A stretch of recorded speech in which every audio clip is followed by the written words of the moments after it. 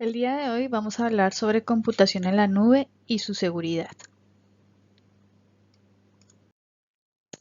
Primero, para entender un poco mejor esto, vamos a empezar con la definición de qué es lo que es la computación en la nube. Algunos lo definen como VACA, que es un paradigma informático para complementar el modelo actual de consumo y entrega de servicios tecnológicos basados en Internet. Al proporcionar recursos dinámicamente escalables y a menudo virtualizados a través de Internet. Este es un concepto un poco abstracto, entonces también tenemos esta otra definición que nos da una mejor idea de lo que es la computación en la nube. Su principal idea es externalizar la gestión y la entrega de recursos de software y hardware a empresas de terceros, que se le llaman también proveedores de la nube, que se especializan en este servicio y pueden proporcionar una calidad de servicio mucho mejor, a menores costos y de una manera más conveniente. ¿Cómo funciona? Bueno, pues básicamente tenemos a un usuario que está con su equipo, se conecta a Internet, eh, donde a través de un proveedor de servicio de computación en la nube tiene pues sus datos almacenados, software, aplicaciones y puede hacer uso de ellos.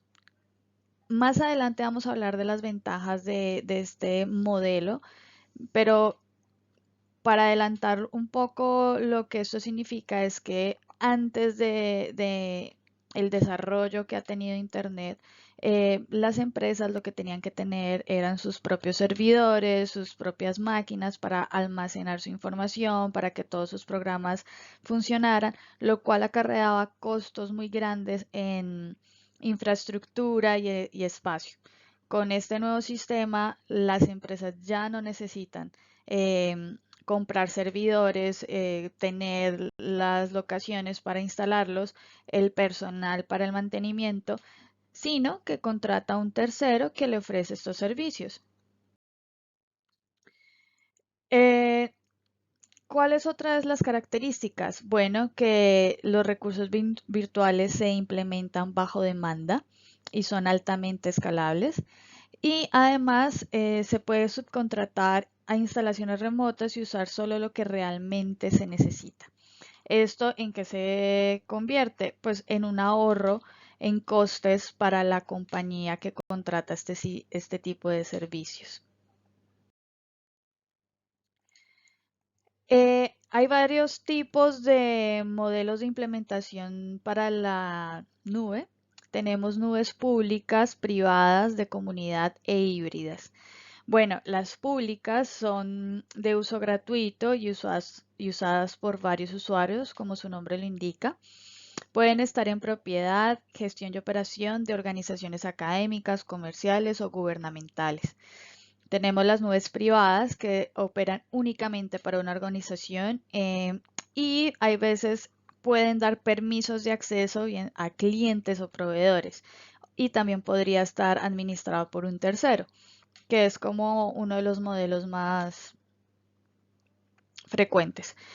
Tenemos las nubes de comunidad, que puede ser una nube que es propiedad de varias organizaciones eh, o por un tercero y es usada por varios usuarios, pero que tienen algo en común, trabajan temas en común dentro de la nube. Y tenemos las nubes híbridas, que es una mezcla del modelo de nube pública con nube privada. Esto usualmente pertenecen a a una sola compañía y básicamente se utilizan sobre todo para las empresas, es decir, hay partes de la información de la compañía que es privada y que son datos de alta confidencialidad que se almacenan en nubes privadas, pero hay otra parte a la que pueden acceder clientes, proveedores sin tal vez tanta mecanismos de autenticación en donde lo almacenan en nubes públicas. Entonces se le llama este modelo nube híbrida. Tenemos acá unos ejemplos, entonces en las nubes públicas tenemos empresas que ofrecen este servicio como Alibaba Cloud, Amazon Web Services, Microsoft Azure, Google Cloud. En las privadas, pues hay empresas que ofrecen este tipo de servicios como SEA Technologies, IBM Cloud, Red Hat. En las de comunidad, pues para dar un ejemplo, digamos que las universidades manejan proyectos en común, crean una nube pues con los mecanismos de privacidad que ellos requieran y pueden entrar los usuarios de este proyecto a esa nube para almacenar, modificar, consultar la información que tengan ahí. Y las nubes híbridas, bueno, pues esto es un ejemplo un poco como simple para dar una mejor idea de lo que significa, pero puede pasar que tal vez una empresa quiera tener una información pública en un servicio como Google Cloud y la parte de su información privada lo tenga con un Red Hat, por ejemplo, que es un proveedor especializado en nubes privadas. Algunas ventajas de este tipo de nubes son, y vamos a hablar específicamente de las públicas y las privadas, tienen en común las siguientes ventajas: una eficiencia alta, una disponibilidad alta, escalabilidad elástica, una rápida implementación, unos bajos costes, economías de escala y son fáciles de gestionar.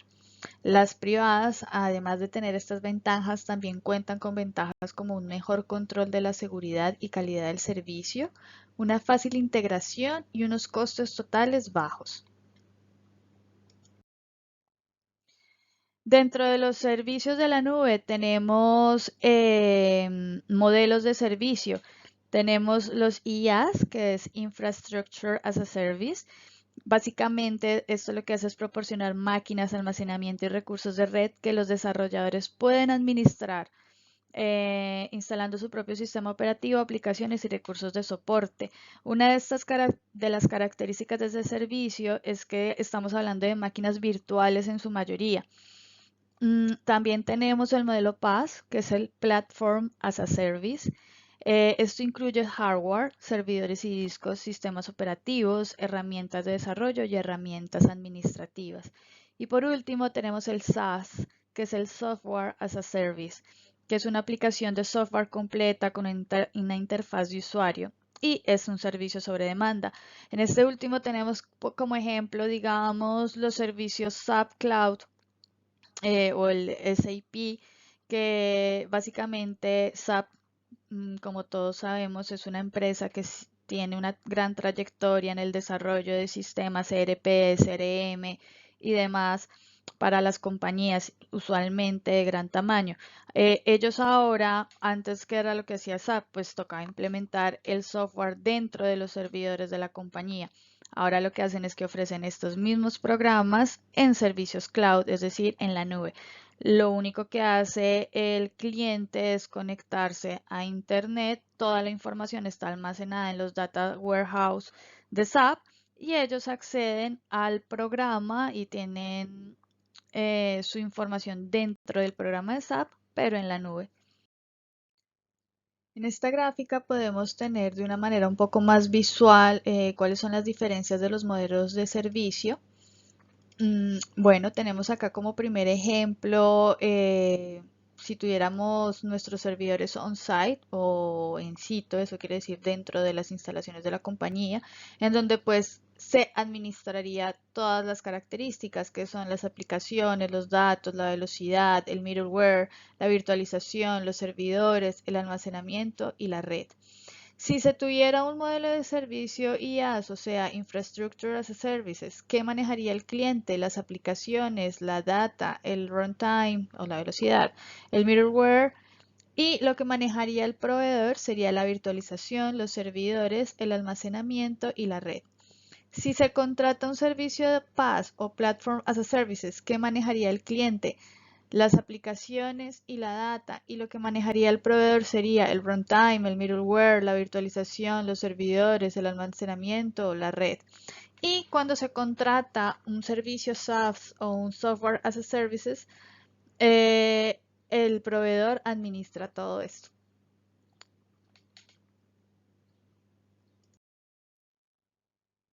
¿Cuáles son las ventajas de la nube?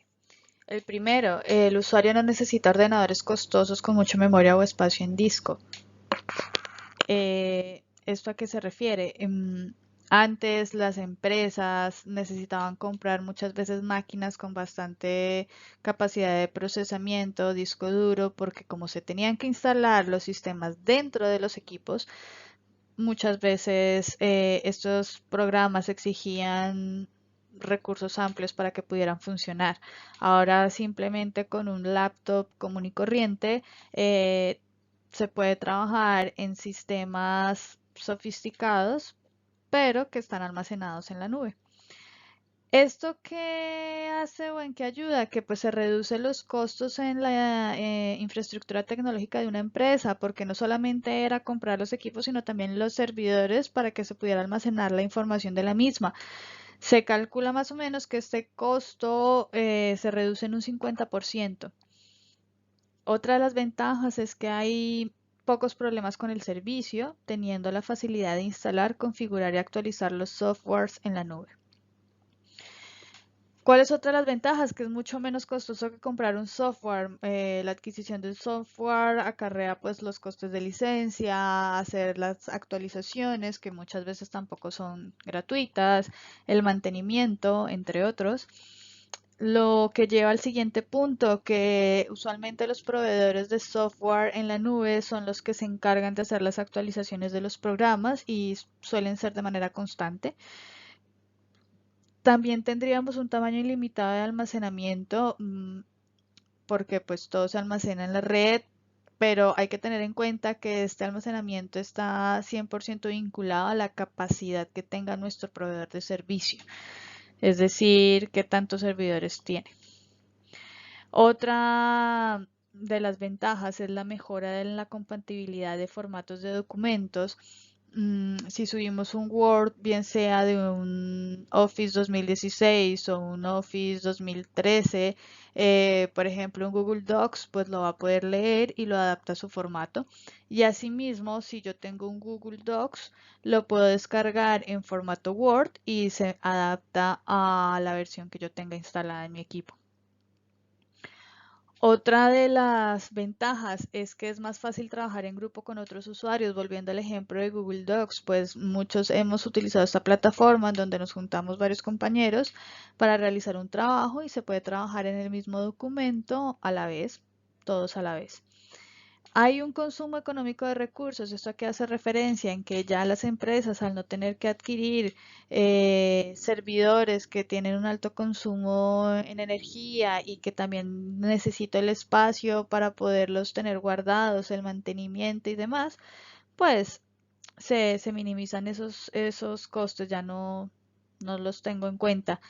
Y por último, hay una estabilidad a la pérdida de datos. Usualmente las empresas proveedoras de este servicio tienen protocolos de protección de la información, como copias de seguridad y demás.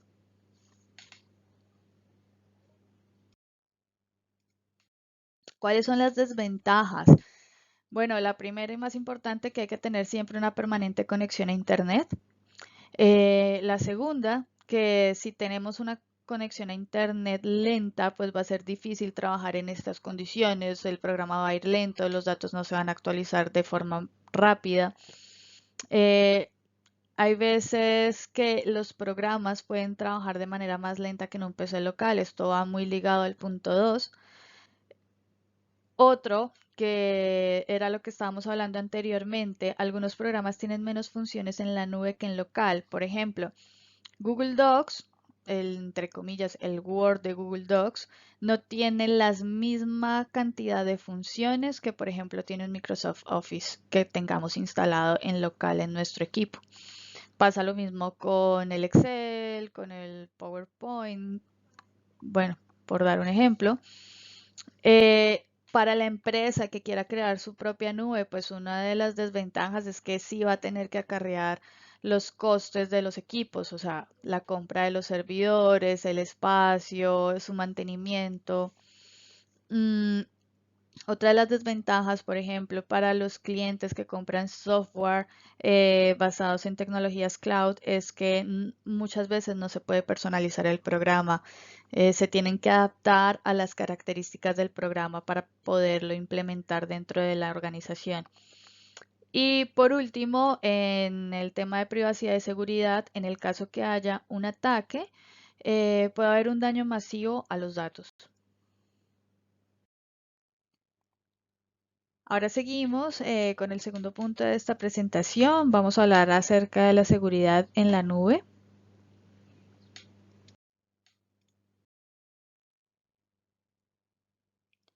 Primero, vamos a definir qué es la seguridad en la nube. Al igual que en los centros de datos on-premise, se tienen que tener las mismas parámetros de seguridad, solo que ya no tenemos que mantener los costos de instalaciones y hardware. En la nube se usan herramientas de seguridad basadas en software para monitorizar y proteger el flujo de información que entra y sale de los recursos en la nube. Esto es una definición de Amazon Web Services que podemos encontrar dentro de su sitio web.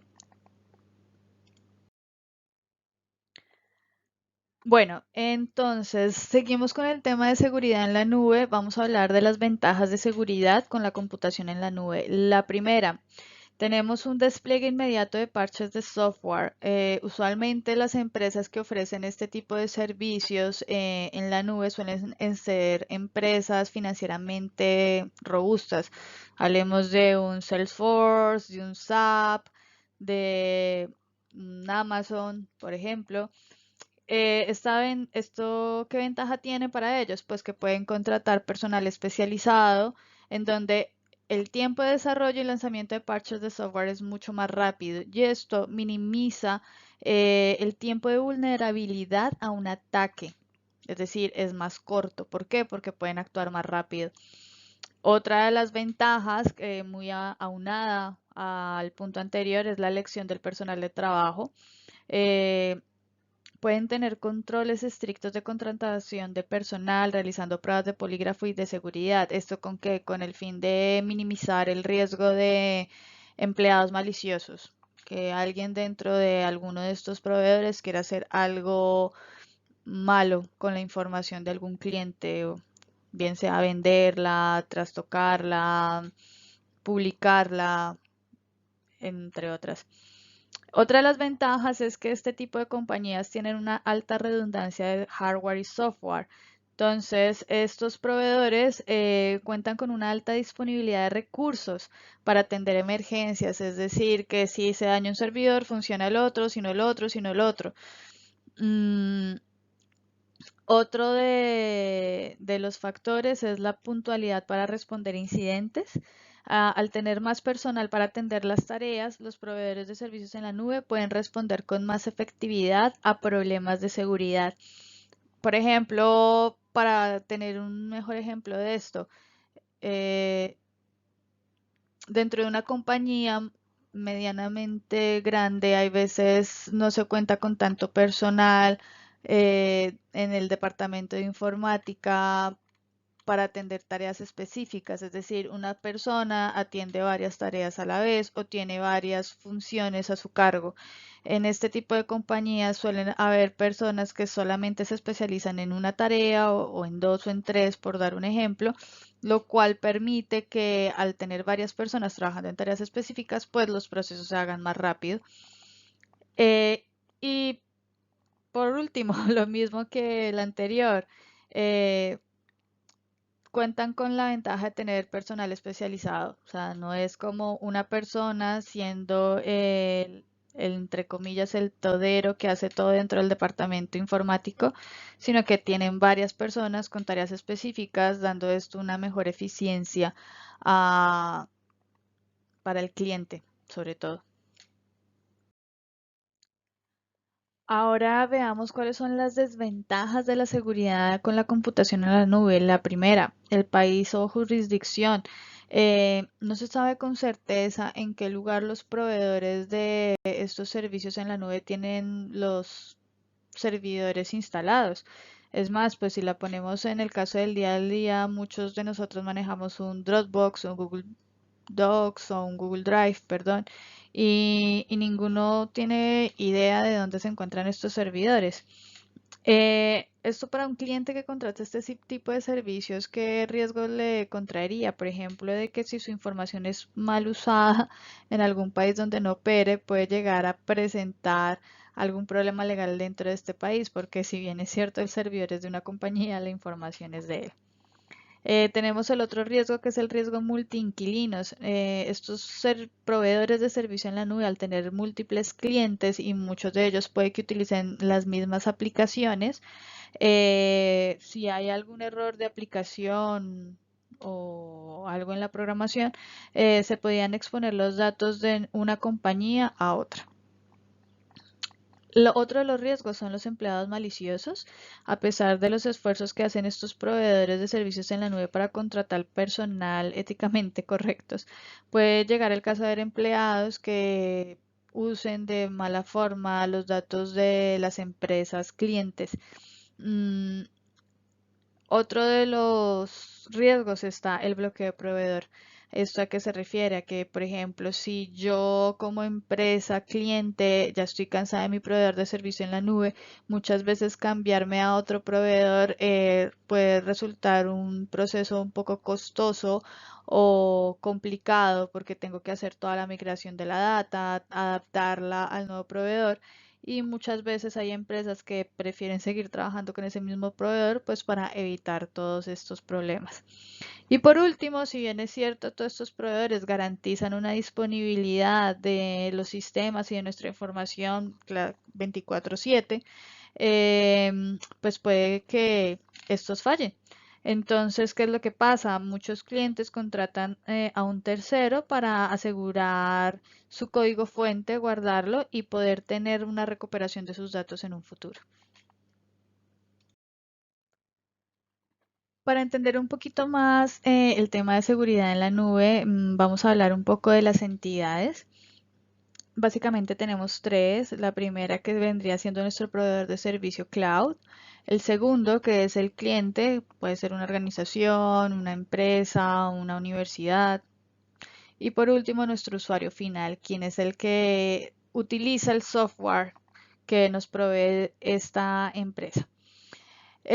Muchas veces ni siquiera hay un cliente. Básicamente, por ejemplo, lo que nos pasa a nosotros con nuestro día a día. Tenemos un Google Drive que vendría siendo nuestro proveedor de servicio en la nube y nosotros vendríamos siendo el usuario final.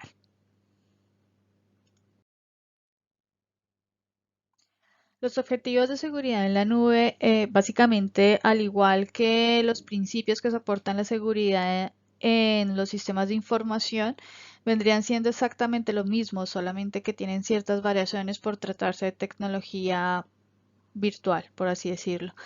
Manejamos los mismos tres principios que son confidencialidad, integridad y disponibilidad. Entonces, la confidencialidad en la nube hace referencias a la protección de datos durante la transferencia entre entidades. ¿Cuáles son los temas que se relacionan a este principio? Los derechos de propiedad intelectual, control de acceso, el cifrado, la inferencia, el anonimato, canales de cobertura y análisis de tráfico. Dentro de la integridad que tenemos, como son muchos los usuarios que pueden entrar al mismo tiempo al sistema, modificar la información a su vez, lo que hace es que se implementan mecanismos como el control de integridad con funciones hash, gestión de cambios y copias de seguridad. Y la disponibilidad, pues este se refiere a que el servicio siempre está disponible, se minimiza el riesgo teniendo planes de contingencia y redundancia en los recursos, es decir, varios servidores que puedan atender las solicitudes de los usuarios. Si uno falla, tiene que funcionar el otro y así.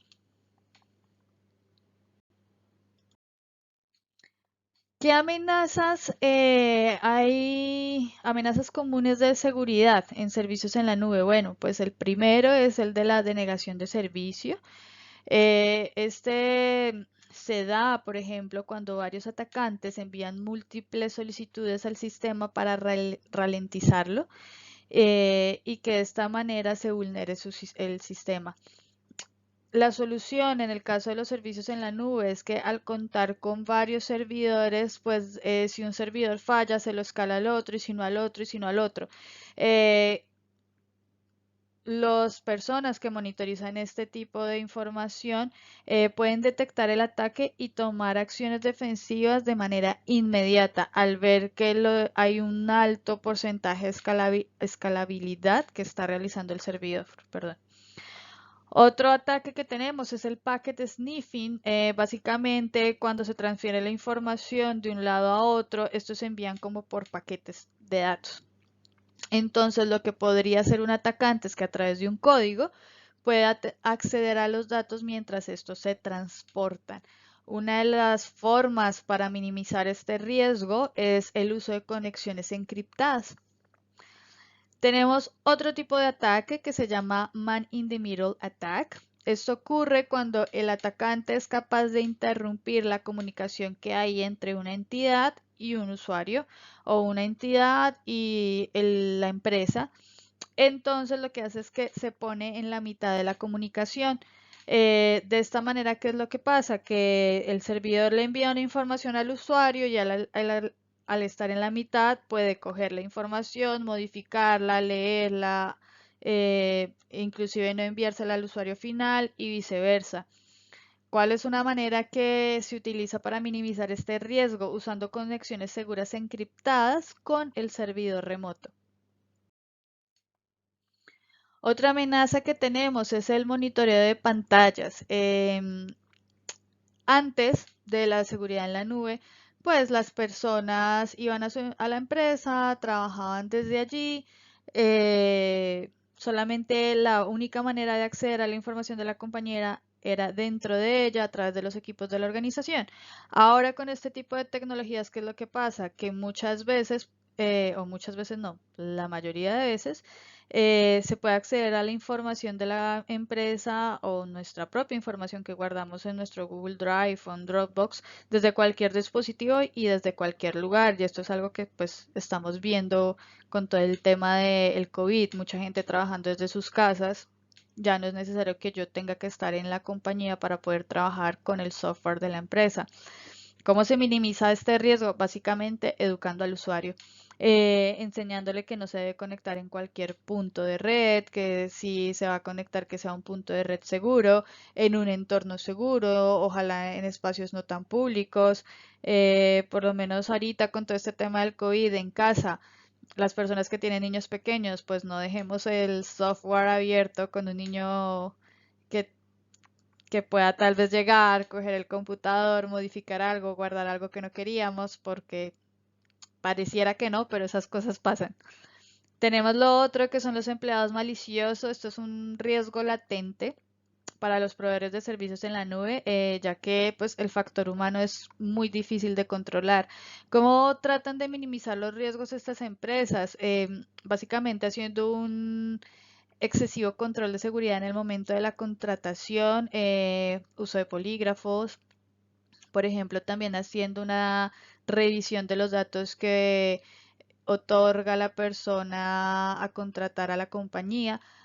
No conozco muy bien el caso de Europa, pero por ejemplo en Colombia puede ir una persona a visitarte a tu domicilio, verificar que efectivamente vives allá, revisar tus antecedentes penales, tus antecedentes jurídicos.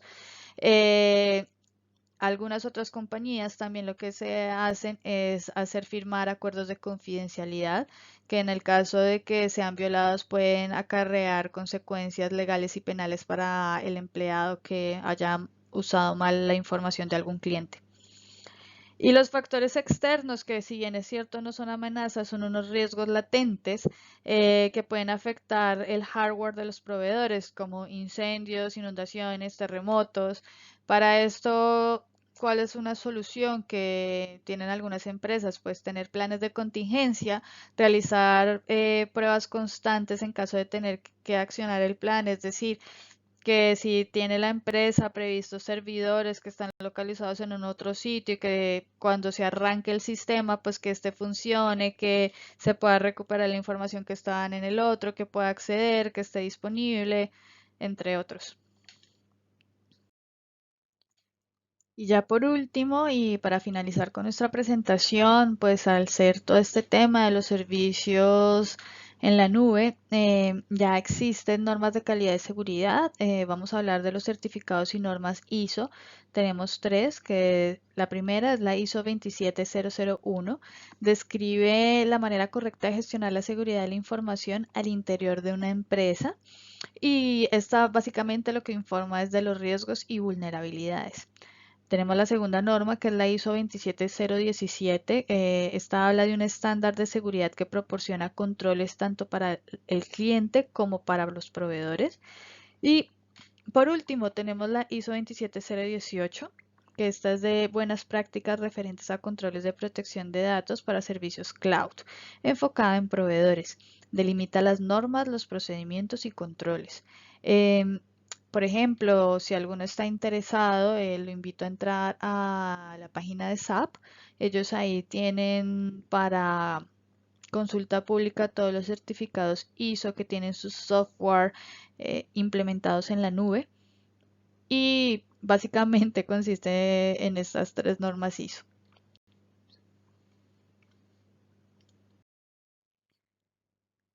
Aquí tenemos las referencias utilizadas para realizar esta presentación. Si alguno está interesado en conocer un poco más sobre este tema, lo invito a que la consulte y espero que haya quedado un poco más claro todo el concepto de cloud computing y su seguridad.